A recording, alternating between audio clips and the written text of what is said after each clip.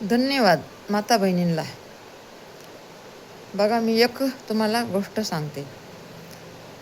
बघा, एक म्हातारी आजी होती. म्हातारी आजी होती तर ती नाही का एक दिवस बिमार पडली. बिमार पडली. तिची सूनबाई लई तिची सेवा करायची. तिची सूनबाई लई सेवा करायची. स्वतःच्या आईची नाही केली तरी सासूबाईची सेवा भरपूर करत होती. मग एक दिवस काय झालं, ती आजीबाई बिमार पडली. बिमार पडल्याच्या नंतर मग मुलीला बोलून घेतलं.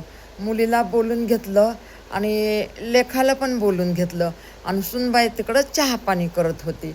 चहा पाणी करत होती तर लेखाला बोलून घेतलं. सुनबाईला चहा घेऊन आली आणि मुलगी धावत पळत आली आईला काय झाले म्हणून. तर मग तिच्याकडे थोडेसे पैसे होते. तर ती आजीबाई घाबरून गेली. घाबरून गेल्याच्या नंतर मग ती चावी आपल्या मुलाकडे दिली.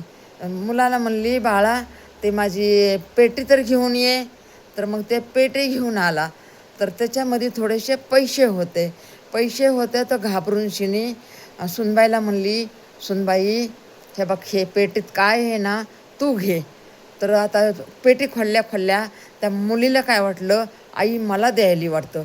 परी तिला माहिती होतं ना, माझ्या लेकीनं मला कधी चहाचा कप नाही बनवून दिला आणि माझ्या सुनबाईनं एवढी माझी सेवा केली. तर तिला काय वाटलं की कमी जास्त होईन म्हणून ती चावी घेतली, पेटी आणली लेखानी आणि पेटी खोललं. तर मुलीला वाटलं मलाच द्यायली काहीतरी, म्हणून शिने गैरसमज झाला आणि आपल्या सुनबाईच्या हातामध्ये दिलं. ते थोडे पैसे होते, एवढे म्हणजे काय असते 10-15 हजार. तर ही मुलगी म्हणते, तू मला नाही दिलं आई आणि तुझ्या सुनबाईला दिलं, कशी आहे ग आई तू. ती म्हणती, बाई मला तू कधी चहाचा कप तरी पाजलंस का ग, सांग. चहाचा कप तरी पाजलं. माझ्या सुनबाईनं माझी एवढी सेवा केली.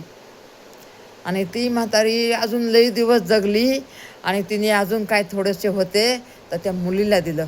म्हणली नको, माझी मुलगी खूप नाराज झाली बघा, म्हणजे गुपित दिलं. म्हणजे त्या टायमाला तर तशी म्हणली, पण नंतर बघा मुलीला दिलं की तिने. असं असतं. बोललेलं राहतं, बोललेलं कधी विसरत नाही आणि मनामधलं पण कधी विसरत नाही. चांगलं पण राहतं आणि खराब पण राहतं. म्हणून बघा, काय बोलायचं, चांगलं बोलायचं, वाईट बोलायचं नाही कुणाला. नंतर समजते कोण वाईट होतं आणि कोण चांगलं होतं. राम कृष्ण हरी.